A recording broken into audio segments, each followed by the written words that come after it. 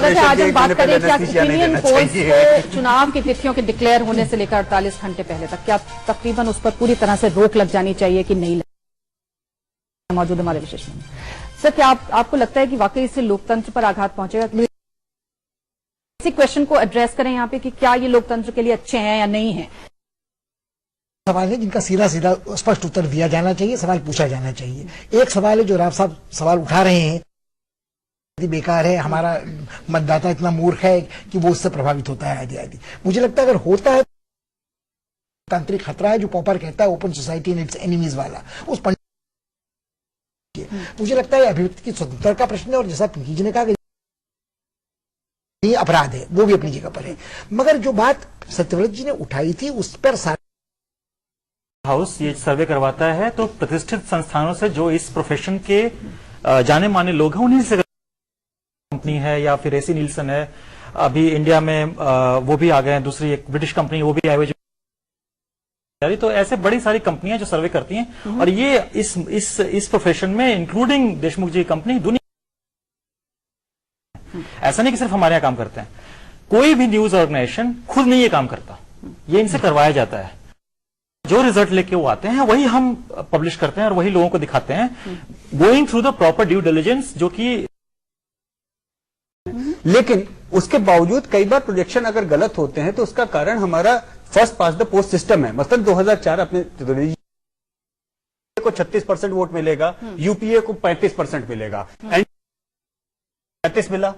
Opinion poll के विज्ञान के आधार पे हम 100% सही थे, लेकिन ये कई बार होती हैं तो उसमें में या जब स्वीप होता है तो आप कहते हैं कि इनकी पार्टी जीत रही है, साधारण बहुमत, तो स्वीप हो गया तो वो 2-3, उसमें ये दिक्कत होती है। लेकिन इसका मतलब ये नहीं है कि आपने ट्रेंड गलत चुने।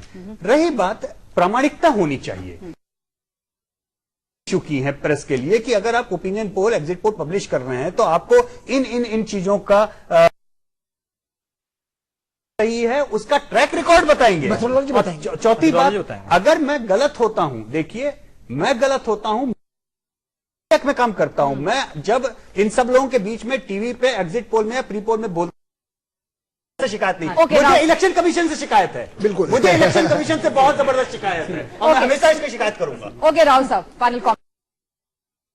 इलेक्शन कमीशन ने कहा ना, अभी मैंने कहा कि इलेक्शन कमीशन ने यह कहा कि कम से कम 48 घंटे, क्योंकि वहां तो ना सुनिए ना, इलेक्ट्रॉनिक मीडिया में भी नहीं हो सकता है, मानते हैं, लेकिन प्रिंट मीडिया में आ सकता है, वो बंद करना चाहिए। 48 घंटे में कोई ओपिनियन पोल जो है ना, आप करिएगा ओपिनियन पोल और डिक्लेयर करिएगा, पहले अनाउंस करने का बाद आप करिएगा, लेकिन नोटिफिकेशन का पहला करिएगा। और उस हक को किसी भी हम ग्राउंड पे कि 2 दिन का है, 3 दिन का, या ठीक है, नहीं है तो उसको छोड़ दीजिए 1 दिन के लिए और 2 दिन के लिए भी। दूसरा ये कि ओपिनियन पोल की अहमियत कि वो सही है गलत, ओपिनियन ये नहीं कि कंक्लूजन या साइंटिफिक डेटा जो मैं करता हूं सही प्रकार से करूं, गलत कर रहा हूं, तो इन बलबूतों पर अगर हम इलेक्शन में, और तीसरी हमारा वोटर, हमारा देश अच्छा चला है despite everything and despite every issue, इसके बाद भी अच्छा चलेगा, ये लिमिटेशन करके हम अपने वोटर को अंडरराइट कर दे, मानसिकता को प्रभावित नहीं करते। फोकस इसी पर था और मेरी आपत्ति भी इसी बात पर थी। मैं बस सबको, हम लोगों को इस देश में एक अन्य अवसर आए हैं जब भविष्य वक्ताओं ने तारीखें दे दी कि इसके बाद ये भूचाल आ जाएगा वगैरह वगैरह।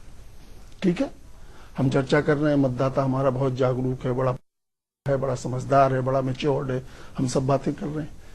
क्या आपको याद नहीं है इस देश भर में मंदिर